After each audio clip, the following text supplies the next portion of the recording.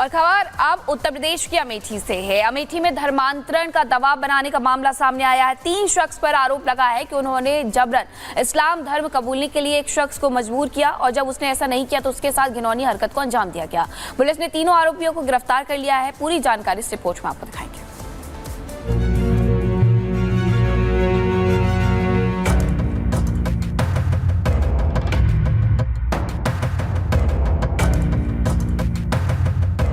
अब मैं जानता हूं कि आप इस मामले को उठवाना नहीं चाहते हो, आप डिस्ट्रैक्ट कराना चाहते हो। कठोरतम कार्रवाई करेगी और ऐसी कार्रवाई करेगी कि जो इस प्रकार के तत्व हैं उन तत्वों को एक मजबूत संदेश जा सके। इन चेहरों को देखिए।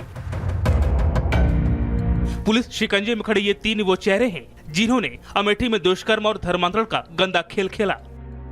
एक लड़की को अपनी बातों में फंसाकर और उसे अपने साथ ले जाकर पहले तो दुष्कर्म किया और फिर धर्मांतरण कराकर अपना असली चेहरा दिखा दिया। आरोपियों ने पीड़िता को बंधक बनाकर रखा था। पीड़िता पर जबरन धर्म परिवर्तन का दबाव बनाया, लेकिन मौका पाकर पीड़िता वहां से भाग निकली। पीड़िता पहले तो चुप रही, लेकिन सब्र का बांध टूटने के बाद उसने सारी बात अपने परिवार को बताई। आरोपी के चंगुल से छूटकर पुलिस के पास पहुंची पीड़िता ने अपने साथ हुए अत्याचारों के लिए न्याय की गुहार की है, तो योगी की पुलिस तुरंत एक्शन में आई और आरोपी को शिकंजे में ले लिया। मुख्य अभियुक्ता वो और 3 अभियुक्ताओं को गिरफ्तार करके जेल भेजा गया है। पूरी इसकी व्यवस्था की जा रही है। जो शेष अभियुक्त हैं उनके विरुद्ध भी साक्ष्य के आधार पर कार्रवाई की जाएगी।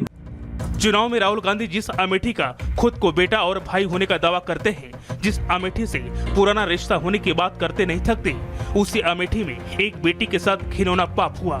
लेकिन राहुल गांधी चुप है, क्योंकि इस तरह के मामले में तो राहुल गांधी डिस्ट्रैक्ट होते हैं। सुनिए।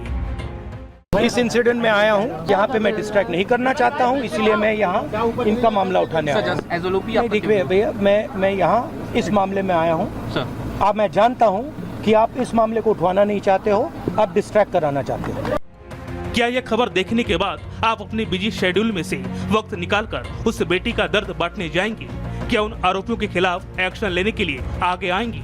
लेकिन बीजेपी कह रही है कि राहुल गांधी जगह देकर सियासत करते हैं। नहीं, सरकार हमारी सजग है और हम लोग किसी भी प्रकार के प्रलोभन के आधार पर धर्मांतरण के हम लोग विरोध में हैं और मुझे विश्वास है सरकार इस पर पूरी जांच कराकर और कठोरतम कार्रवाई करेगी और ऐसी कार्रवाई करेगी कि जो इस प्रकार के तत्व हैं उन तत्वों को एक मजबूत संदेश जा सके। और मुझे विश्वास है कि इस प्रकार के जो तत्व हैं, जो इस प्रकार की ताकतें हैं, हमारी सरकार चिन्हित करके सबके खिलाफ कार्रवाई करेगी। बीजेपी का आरोप भले ही सियासी हो, लेकिन सवाल कई हैं जिनका जवाब देना राहुल के लिए जरूरी है। बहरहाल योगी के यूपी में धर्मांतरण पर सख्त कानून बन चुका है और उसी कानून के तहत अब इन गुनाहगारों का भी न सिर्फ हिसाब होगा बल्कि पक्का हिसाब होगा। Bureau report, Republic Bharat.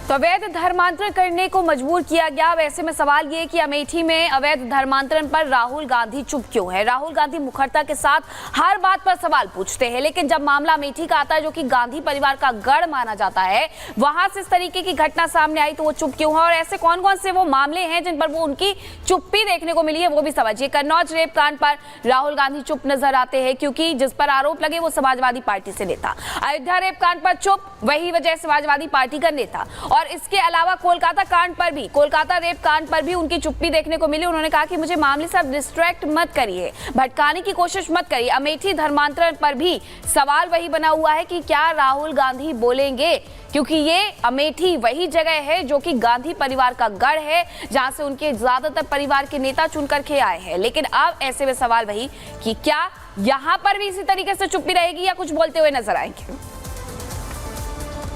चलिए आगे बढ़ते, बात मध्य प्रदेश की कर लेते हैं। मध्य प्रदेश के भिंड जिला कलेक्टर अपने बयानों को लेकर कई बार सुर्खियां बटोर चुके हैं, लेकिन इस बार अपने तेवर को लेकर मुश्किल में फंस गए हैं। दरअसल जिला अस्पताल में इलाज कराने पहुंचे मरीज के अटेंडर की ही कलेक्टर साहब ने क्लास लगा दी। रिपोर्ट के जरिए दिखाते हैं।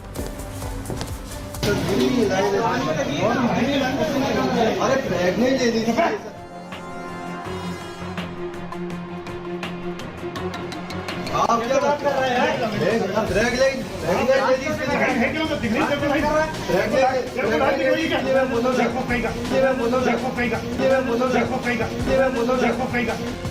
मध्य प्रदेश के भिंड जिला कलेक्टर संजीव श्रीवास्तव इन दिनों अपने अड़ियल रवैये और तानाशाही के चलते सुर्खियों में बने हुए हैं।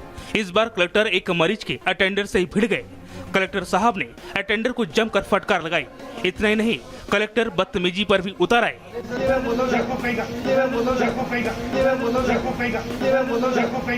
दरअसल कलेक्टर साहब जिला अस्पताल में अचानक दौरे पर पहुंच गए। कलेक्टर के पहुंचने से हड़कंप मच गया। ओपीडी में ज्यादातर डॉक्टरों के कमरे खाली पड़े मिले। कलेक्टर संजीव श्रीवास्तव ने ड्यूटी से गायब रहने वाले डॉक्टरों के बारे में जानकारी ली। इसके बाद कलेक्टर ने एसएनसीयू, पीआईसीयू समेत कई दूसरे वार्डों का भी निरीक्षण किया, लेकिन हर वार्ड में डॉक्टर अपने ड्यूटी से गायब मिले।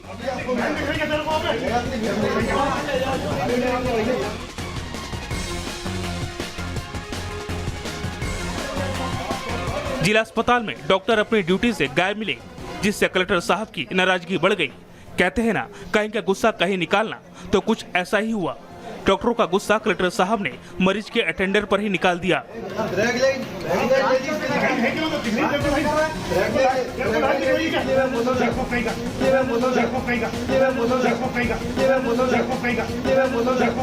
कलेक्टर संजीव श्रीवास्तव ने ड्यूटी से नदारद डॉक्टरों को नोटिस जारी करने के निर्देश दिए हैं। साथ ही वार्डों में लगे सीसीटीवी भी चेक करने के आदेश दिया।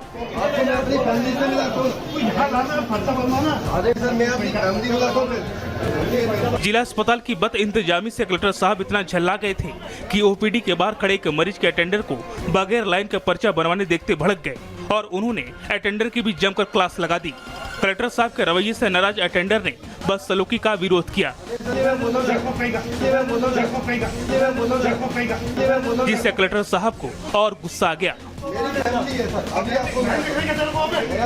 Bureau report, Republic Bharat.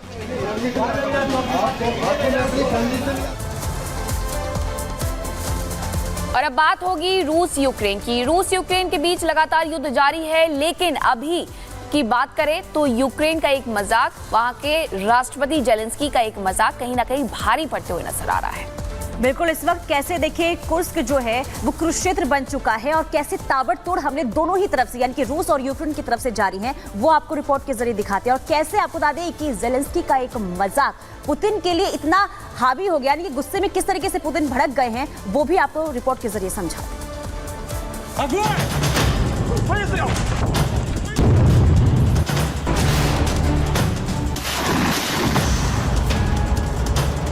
Kursk में जारी महासंग्राम, क्या होगा जंग का अंजाम?